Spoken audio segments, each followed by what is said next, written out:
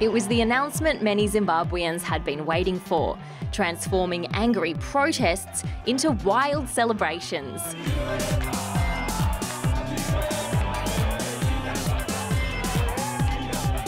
Their 93-year-old president, Robert Mugabe, the oldest head of state in the world, called it quits after more than 35 years. To understand why Mugabe's resignation is such a big deal here in Zimbabwe, we need to rewind quite a bit to the 1970s. That's when Mugabe first came onto the political scene as a leader in the fight for independence. See, back then, Zimbabwe was called Rhodesia and it was ruled by the British. But under British rule, laws were created that discriminated against African people, like preventing Africans from voting, owning land in certain areas, or sending their kids to good schools. Mugabe helped overthrow that regime, and in 1980 he became the leader of the newly independent Zimbabwe. At that time, it was known as the Jewel of Africa because of its big, booming economy. But in the years since, that jewel has lost its shine. Many people say Mugabe's leadership has been far from fair or democratic. They claim he's rigged elections and used violence to stay in power.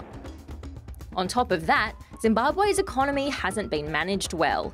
In 2008, its currency was declared worthless, and things have only gotten worse since then. Recently, Mugabe caused a massive outcry by sacking the guy next in line to be president. It triggered massive protests, so the National Army placed Mugabe under house arrest, which meant he was kept in his house as a prisoner.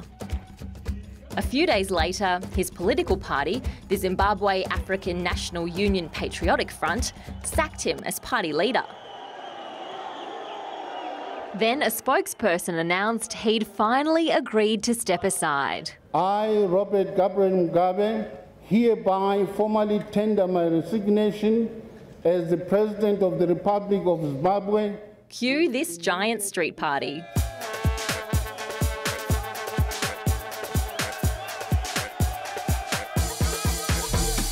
So with Mugabe finally settling into retirement, who's in charge?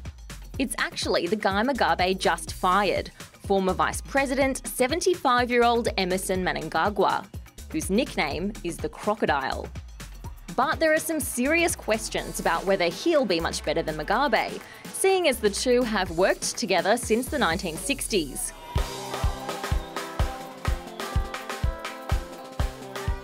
But for now, the people of Zimbabwe are just relieved the Mugabe leadership is over, and they're looking hopefully towards a future where the Jewel of Africa might sparkle again.